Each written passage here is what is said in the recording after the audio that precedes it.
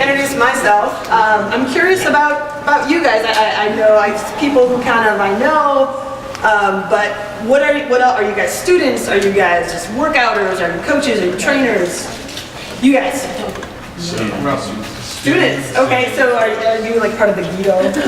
Okay, good deal. Guido, and you. I know you guys, and I'm assuming you're a trainer. Okay, and Brett. Yeah, Brett. Okay. Just a newbie. Okay, good deal. Back row people, exercisers.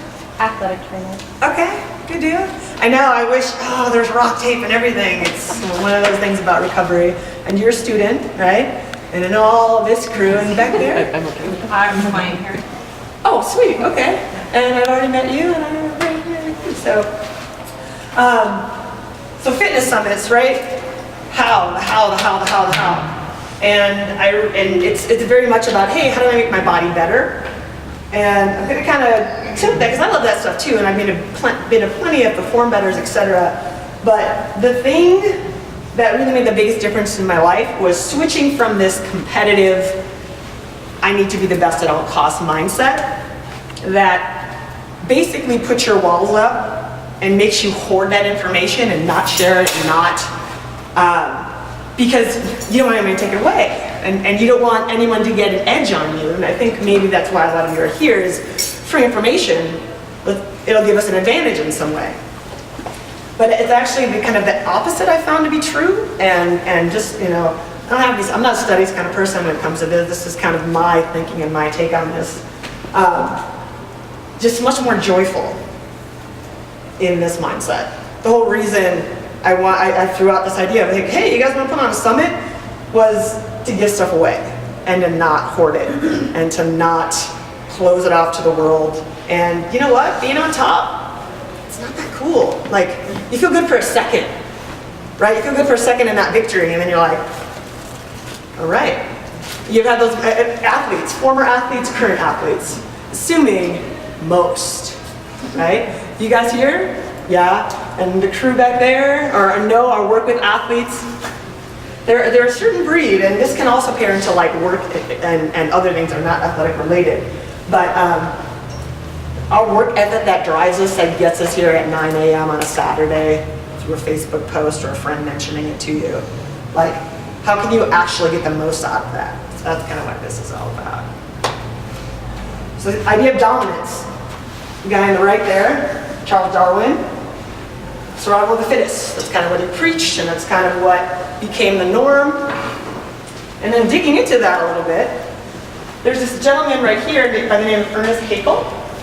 And in Darwin's readings and findings and writings of all his studies about evolution and animals and the kingdoms, etc., the main purpose that he had is it is not the strongest of the species that survives, not the most intelligent, but the one most responsive to change. So this guy, this is his kind of his mantra here. Darwin, though, he wasn't a publisher, he wasn't a PR marketing guy. He just liked studying stuff and having ideas. This Haeckel guy is a little bit darker.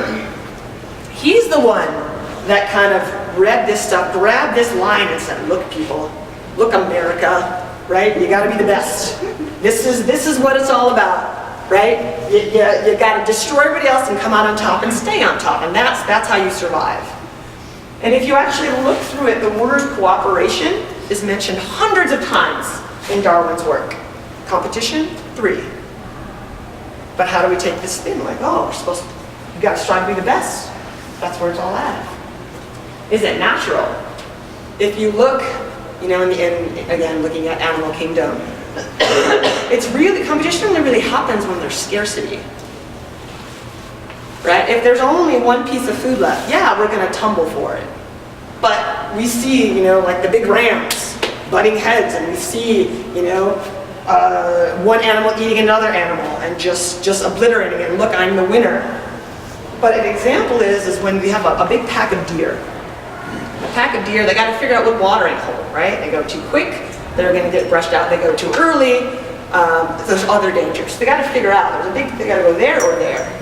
And one would think that the main deer, like the head, the big guy, like I'm boss, is like, boys, we're going there. That's not what happens. Basically, they perk their ears up in a direction. all of these folks at the same time. And when the 51st deer turns their ears and points their head, they all go that way. It's the same with fish. It's the same with birds. This is why birds don't linearly move. They kind of move as this unit. So they're voting and they're cooperating and they're figuring out, hey, this is what we all think. And they're cooperating.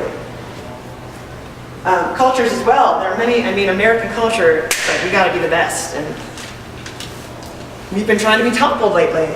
You know, there's a lot of cultures out there who have all they do is share with each other. And that's what there's meant to do. How can I give you? I have this, well, do you want some? Like, that's what's ingrained in them. Not, no, I need to be on top and you need to stay down there and I need to have the most money and I need to have the most this and that. So when we think about what this natural tendency, is it really that way or is that all we've learned? It's kind of the first aspect there. Celebration of athletics. Okay. Athletes. Everyone wants to be an athlete. Everyone wants to be making millions of dollars, to go or not go to a game, right? Whether I'm injured or not, I'm taken care of. We have athletes on this huge pedestal. And I think at least, and I was an athlete growing up. I played, and I'll get to my story later, but I played basketball growing up since 4th grade, and then I got into rugby for a while. And the identity of an athlete kind of works with your psyche. You kind of feel that you're better than other people. You kind of grow up, well, I'm an athlete, I'm with this group, or I can do this, and you can't. So you just kind of separate from each other. The survival of the fittest athletes are known as that fittest group. They're elite because of it. They can do these things that other people can't do, AKA they're better. They are given value in their identity.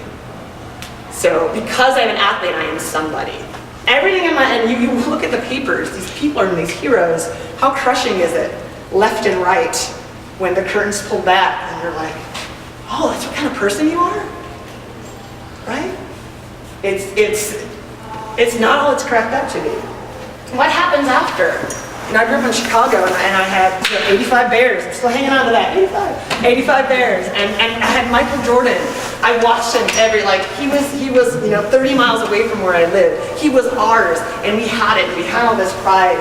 And I think about it, I'm like, I wonder what Mike's up to. He's got billions of dollars. He's got plenty of money. He plays golf. You wouldn't think he wouldn't give it a second to be back on that court and be who he was. So what happens after athlete? What happens after you get to the top? What then? We don't really think about that. We're just like, I just need to get there. And athletes are super good. That's the thing about athletes, they know where the B is. I'm gonna get better at this. When you do that, I'm gonna get better at this. That's it. All their eggs go in that one basket, and that's what they strive for. And there's a peril in that. So worth. How do we know if we're good?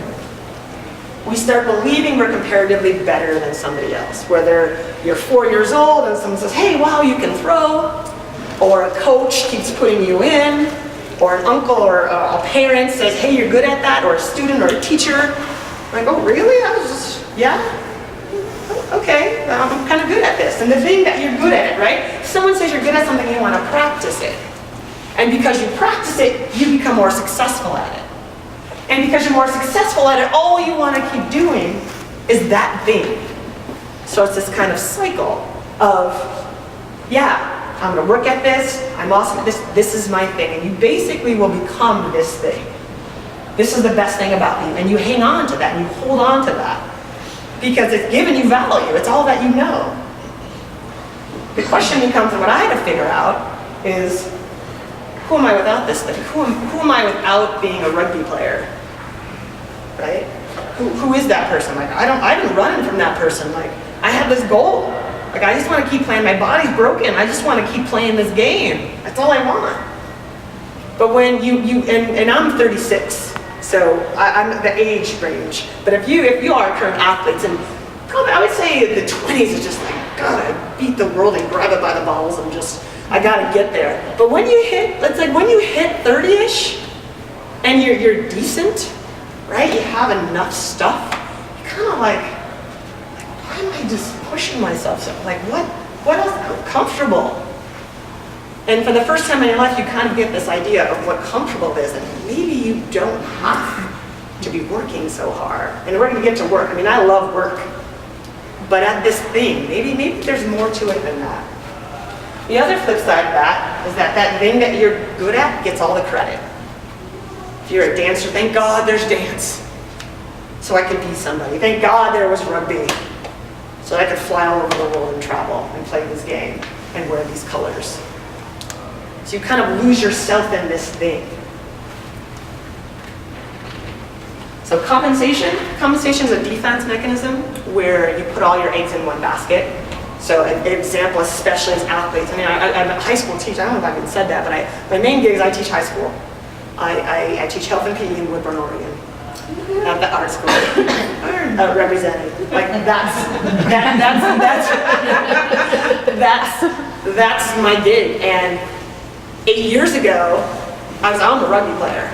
I do this other stuff to support my rugby addiction, but I'm so proud to say I teach PE. I'm that person. But what you see in there is you see the athletes in particular, or the drama kids, but they just deal with this one thing. I'm going to fail, whatever. Like, I'm going to be famous. I'm going to be famous on YouTube. It's all planned out, so it doesn't matter. Because you see how many Instagram hits I get? Like, it's going to be fine. I don't need what you're talking about. But when you put all those eggs in that basket, everything else dissipates. Everything else goes by the wayside. I relate it to the kids as far as you have these balloons, right? You have physical, social, spiritual, mental, emotional health, and you're hanging up on this balloon, and you just pump up one of them. And you're like, oh, look at this, I'm above the ground, I'm soaring. But there will come a time and day where that balloon pops. And instead of dropping a bit, you're gonna drop all the way. And then you gotta figure out all the things you neglected. You have to start making some decisions and some changes and being like, oh, maybe there's more to it. Maybe there's more to me than this thing. It's a scary thing to go through, but also very uplifting. This idea of passionate purpose, right? This thing that makes us want to keep working. We forget too that we're the contributor to this thing that made us great. We were the one that got up. We were the one that trained over the summer. We were the one that did doubles. We were the one that was the first one practicing, the last one to leave. We were the one reading and watching film when everybody else was out partying. That was us. And those skills and habits, those are things that deliver performance. And because we're so set on this thing, we lose confidence in our ability to be successful and important elsewhere. Our relationships go by the wayside. I don't care about you. What do you care? Like, I'm doing this. All you're gonna do is hold me back. I don't care, right? I only want this thing. It leaves us kind of stranded in a way on this island of success. See, the athletic workaholic identity, I will just let you read that real quick.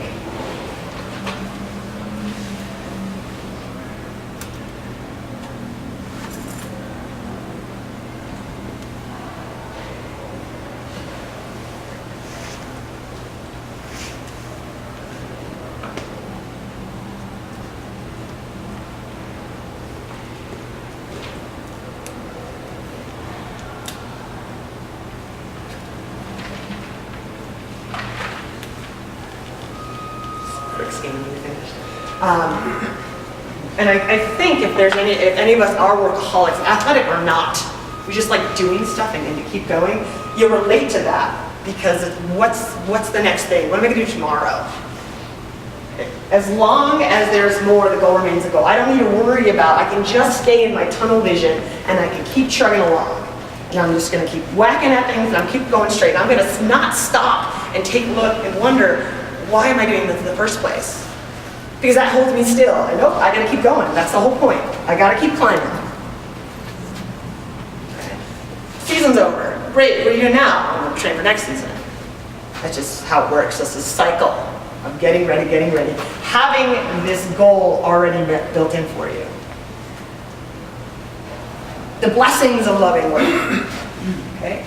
Got meaning and purpose. If I do nothing else today, I'm gonna get my workout in. Right? Even if the rest of the day I just watch Netflix or I lay, I got my workout in. So I'm good. All I need to do is this one thing. Our work is our contribution. this purpose that we have. This is the thing that we have to give. We're going to give our work to ourselves and typically to our team or the group that we're around. It guarantees improvement by doing something, getting stuff done, the accomplishment. As long as you did X, Y, and Z, you're good to go for the day. You don't need to worry about anything else. Strive toward achieving imperfection. It's never enough, and that's why I think the body is so wonderful, that you will never, ever, ever be there. Ever. You make your goal weight, keep it off now. You can sprint that hard, get rid of that ankle pain you've loaded up. Right? You can squat this, you can bench this. Well, I don't want a six-pack. So that's the beauty, and this is why I remember when I was 5 years old, I remember like it was yesterday, I was cutting a sheet of paper. And I remember in my mind being like, how am I not cutting my bottom hand? I can't see it. I was just, what? Like, I was probably cutting a star or something, but it just bewildered me. And I was just completely taken by this idea of the body. And the other thing is that we have complete control over it. It's one of those things in life that there aren't any much variables to it. It'll do what you say. I'm the boss of you until we break down. We'll get to that later. Sisyphean curse, anyone familiar? Okay, so Greek guy, way back in the day, did some nasty things. God smited him. So do you know what you're going to do? The rest of your life, as punishment, you're going to roll this big boulder up this hill. Just before you get to the top, but knock it down. That's going to be your life. Roll this boulder up, get real close, knock it down. And the interesting thing about that is that many people feel that that's happiness. I have something to do. Right? I gotta, 5 o'clock, gonna roll that hill, ball up the hill today. And not having to worry, not having to think, just doing. So there's this weird gauge of happiness in having that. Right? The Sisyphean curse is to love and being so in love and so identified with the workaholic and that it becomes mindless or harmful. There's no joy in what you're doing. You're just doing it out of habit. So my dad is 7 years old, just about to be 7 years old. He has been working since he was 6. He's an Italian immigrant. He's been working, he came when he was 16.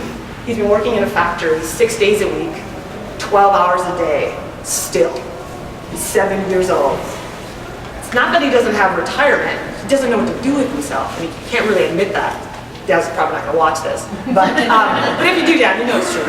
We talked about it.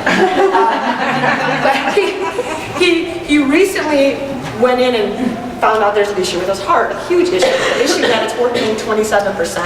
An issue that he had to go in and get 6 stints. 6! I was like, do they come in 6 packs? Like, how do you 6 stints in his heart to make it work? And the first thing he did when we got out of the hospital, I'm going to go back to work tomorrow. Like, without that, and he's been having all these health problems, but without work, he doesn't know who he feels like he can't contribute anything. He can't make the money, he can't be the dad, he can't be the father. And he's killing himself. And it kills me, but it's breaking my heart, but he's gonna die real soon. He's gonna pass away, and it's gonna be terribly sad because we all were trying to say this whole thing. We've been telling it. You've worked your whole life, please enjoy it. And to not know how to sit back, relax, and enjoy. It is a curse. It's absolutely a curse. So, does hard work equal success? We want to believe it. It's the American dream. Right? If you work hard, you get everything you want in life. That's what we're taught. Right? Oh, look at our heroes here. Right? Jordan, I've always believed that if you put in the work, the results will come. Well, I had this poster above my bed, the Wings one. Right? It was like all Michael Jordan in my room. And I was like, well, yeah. And as an athlete, the weird thing is I didn't really care if we won the game. I cared if I busted my butt. Like, if we won the game by 1,000,000 and I had a terrible game, I would be on the bus. Don't talk to me with my little Sony Walkman. Yeah. Right? I can't, guys. I can't. And I was like, look out the window sad. Like, you're a failure. Right? I don't, if you win or not, I'm going to outwork you. That is my ethic. I see my dad that's my ethic. That's who I am. This other idea though, people can control their own destiny. And to a point we can, right? But I can't help but think that there's this kid in India right now sifting through trash who has the genetic DNA to be the fastest person in the world. But he doesn't have the opportunity and the circumstance to make that happen. So we revere these beings like, look, they did it. But they also fell in at the right time, in the right place, in the right point in history to make that happen. I was trying to play this video, and I'm going to show you the next slide, the success, how bad you want it. It basically shows this guy training. It's an amazing video. I could play it without sound, but there's this amazing speech. So if you ever want to need some motivation, right? If you Google the video, success, how bad do you want it? The guy in the next slide will pop up. Does anyone know what I'm talking about here?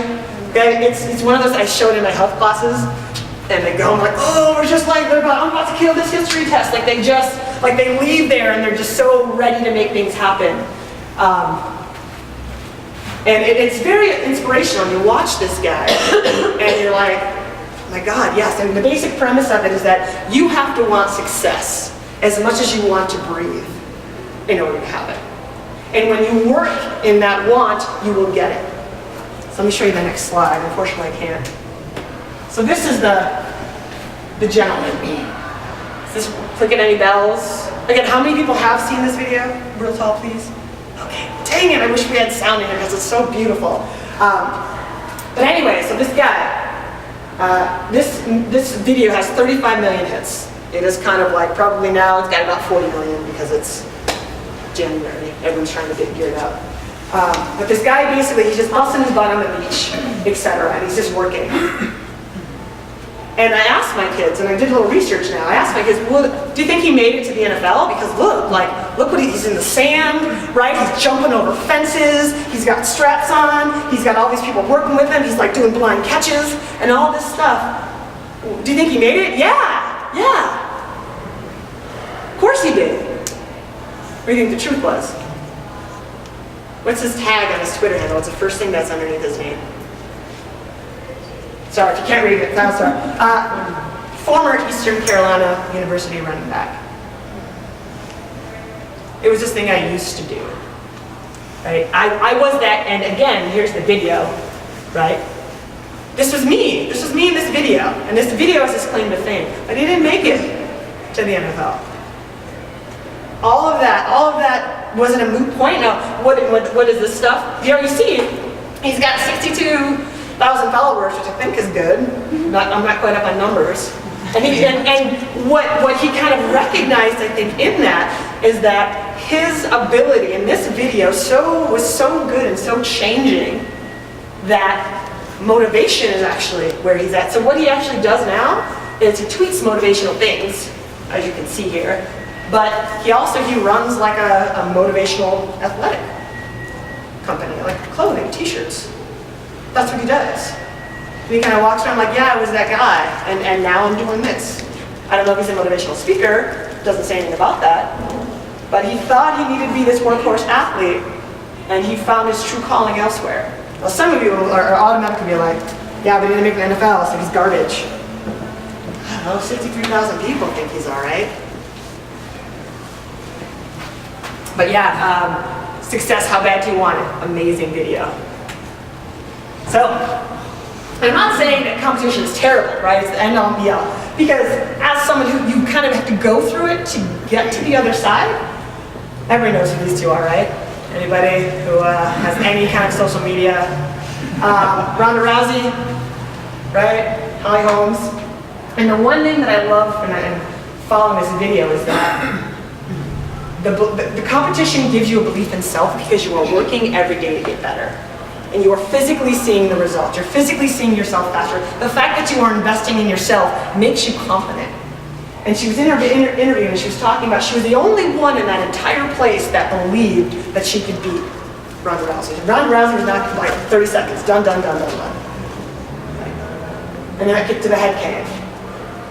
Okay? The other thing about giving goals is that it defines what you want. You don't have to be like, what am I going to do today? Or what is it that I want in life? It's there. All you got to do is work for it. You have this ingrained motivation. The thing about competition is that it gives you an actual heroic opportunity. In that field of battle, basketball, whatever it is, you have the chance to write that story, to live out that story, to be the underdog and come out on top. Compelling. And I remember training, having Eminem on, right? Just me, just doing some terrible cleans. Because it was what I was supposed to do, was on the program of the Eagles who play for the national team. Like, I want to do what they're doing. You want to believe that story. So it actually absolutely has its benefits as far as motivating someone to do something. Okay. Why CrossFit is so huge, right? It's culture working and working hard, and they're basically competing over work. The training is the sport. I don't know if anyone's even thought about that, but the training and the practice, that's the sport. These guys are exercising outside to a stand full of people. There's just, and I get it, that's your jam, that's your jam. I'm not hurt. Whatever you want to do, do it. But I don't know if everyone's thinking about it this way. Like training used to get you to do something else or to look a certain way, and now training is the sport. That's why it's so popular. You come in every day and there's a challenge on the wall. I'm beat this challenge. That's why people love it. It is kind of this, I don't want to say mindless, but you show up and you just compete and you just do what's asked of you. And nobody really asks, and I see plenty of people here who come from CrossFit and are all jacked up and they're almost afraid to ask, hey, why are we doing this? Or this is hurting me, because nobody wants to seem weak, nobody wants to ask questions. The other thing is that process equals success. You get through that workout, and you're successful. You do the work, you're successful. There's no variables. There's no, well, maybe I'll have a good game today. You already did it. The game's over. You worked out. That's the end. So, are we punishing ourselves with trying to get that story out there? Competition is that one thing that makes us willingly disable ourselves. I'm supposed to do 5 sets of 5. I'm hurting. I gotta do 5. I'm not a quitter. I'm not a quitter. I'm gonna keep it going. You might not walk a little bit afterwards, but I got a workout check. Day's done. Got it. I'm good. This is gonna go away. But my mental fortitude, man, I did it when I was in pain. That's what's gonna get me somewhere. The other thing is this idea of gearing up for performance on particular dates. And I think about this in like the global sense of like, why we're all here, and both things are pretty unnatural. You didn't, there weren't like 2 squirrels like climbing up trees back and forth, like getting red, like, okay, like on Monday I'm gonna race Johnny up the tree and it's gotta happen on Monday, so I'm gonna get red. Like we did it now. We used to do it for now. I wanna survive this event. I want to get that food, I want to do this and that. The idea that we have to try to set ourselves up for this date is kind of weird. It's all this kind of made up intervention. And I'm not saying this, I'm absolutely not saying the science is wrong. The science is absolutely right about hypertrophy and strength training and load and volume. All of that stuff is right. But it was kind of this to peak us for this man-made thing that maybe isn't where we should be in the first place. Do we have to feel worse to get better? It's kind of this mantra, like I need to suffer to get to the other side. Does it translate into improvement? I don't know. If we keep suffering, if we keep gritting through, do we earn our victory? Are we do that? I have a bit of a personal anecdote. So I grew up in Chicago, and I moved here in 2001 in October, and I didn't have the money to fly back for Thanksgiving. So it was just basically me in my apartment, and I'd be like, all right, everybody's eating food today, getting stuffed up, I'm gonna go for a run. I'm not a runner. But I was like, I'm gonna work on this day where everybody else is being lazy. So I'm going for a run. Now, run by Minto Brown, hate life. I'm like, God, look at me. Like, I'm doing it. And I did that for a few years, right? You go to some place where you don't know anybody, and you're like, okay, I guess I just gotta make the most of it. And what I realized, looking back at that person, is I was really punishing myself for being lonely. That's what I was doing. right? I guised it as this workout or as this thing I did to make me better, but I didn't have anyone around. I wasn't with my family. It's like, I figured I'd punish myself for that. It was weird. It's weird, like, oh my gosh, I did that. Like, to recognize these things, but if you take the time to stop and think about it, they show up. I wonder if we're trying to be foolish if we're being foolish when trying to gain pride. Right? Are we breaking ourselves down for the idea of getting better, when the reality is all we're doing is breaking ourselves down? So work versus rent. This lovely child who looks like he's having a ball. It's weird, I just Google image search and the title of this was like grace, power, and something else. And I was just like, and like charm or something. And I was like, I don't know if this kid wants to be there, right? Do you guys know who Andreas Spina is? He's a guy who talks about movement a lot lately, and I went to his workshop a few weeks back, and he had this great idea. He said, hey, does anybody have kids? And people are like, yeah. When you pick your kid up, do you? Right? I was like, all this stuff, and I know that if we do science and for it, it's all made up stuff. Like, somebody when we were competing, with China or Russia or something, someone's like, we gotta get our athletes stronger, let them jump and all of this, right? And then people were like, well, I also want that. And so we all started doing this, but it's all made up stuff. Like squatting for all these reps. I know it's gonna get you stronger, but it's all made up stuff. And it's weird because when we're trying to figure out what to do, we follow a plan. Because we need something to do. We need something to take us from here to there. But we become kind of these mindless animals that just do these things that everyone says is supposed to be good for us. It's all kind of bench pressing, right? Bicep curls, just made up stuff to have an output that we think we want, right? If I get these biceps, my life's going to be great. We just assume that. Six-pack, I'm going to get the six-pack because I'm going to be so happier after the six-pack. You end up this like hangry person who gets a six-pack, and then you're like, now what? Unless you're gonna walk around with your shirt off or just strut. Well, what is that? What is that gonna do for you? We assume so much. We avoid listening to our bodies until we break. Right? We don't pay any attention. You're gonna work for me, body. You're gonna do what I tell you to do. I'm the boss of you, body. I can't control anything else that's happening around this crazy world or life or family or people, but I can control you. And you're gonna go out and you're gonna run today. And you're gonna go out and you're gonna snatch. And you're gonna put 5 more pounds on the bar. And we're gonna see what happens, but you're gonna do what I say. We don't say, gosh, this doesn't feel right. And if we do, then we're sad, we're weak. How dare we question this program by this guy who does all this stuff, by this coach. The people who question least, athletes, especially young kids. Right? High school athletes, and they tell me what they're doing, and I see them in PE, and they're all banged up. And I'm like, why are you doing that? It's like, I don't know, he just told us. Well, what happens when you ask him? I'm not asking him. And the tragedy is for this kid to keep going through his life like, I'm just supposed to be the happy worker and say yes, and do all these things. Right? The big question is how to gain awareness before injury issue. Can we be so in tune with our bodies during movement and what we're doing and feeling and explaining? Can we do that before it starts breaking down us from what we're doing? I argue that it's yes. So why do we train exercise? It's basically 3 motivations. You want to look good for the ego, and that means I want to be attractive, or I want to perform, which is also a type of attractiveness if you think about it.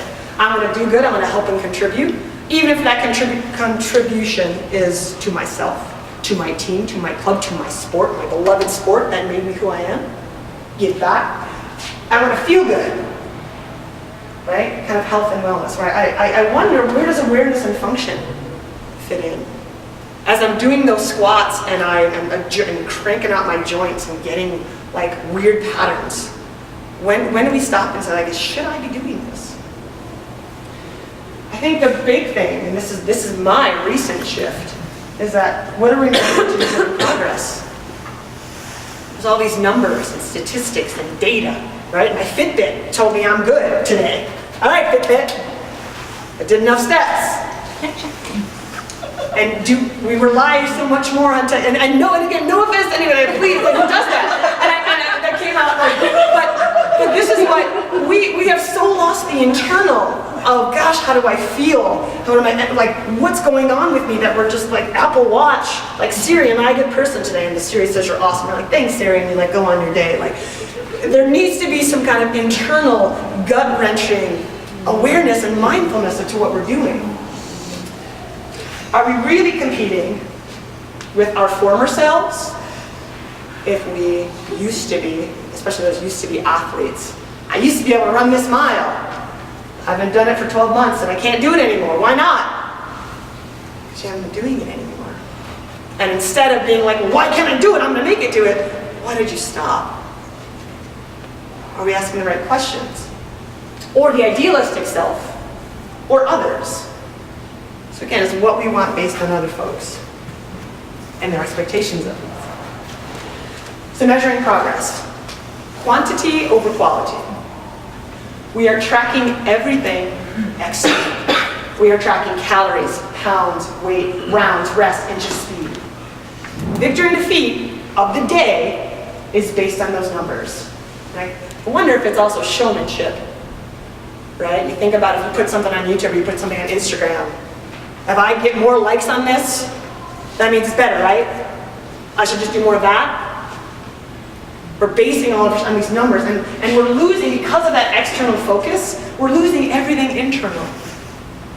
We're losing discovery, play, freedom, creativity, interaction with our environment. You have a kid, and you put him down here. He's not going to be like, well, what am I supposed to do? He's just going to pick stuff up and move. He doesn't have a program. He doesn't need a program. And we lose this by allowing ourselves to be programmed by other people's ideas.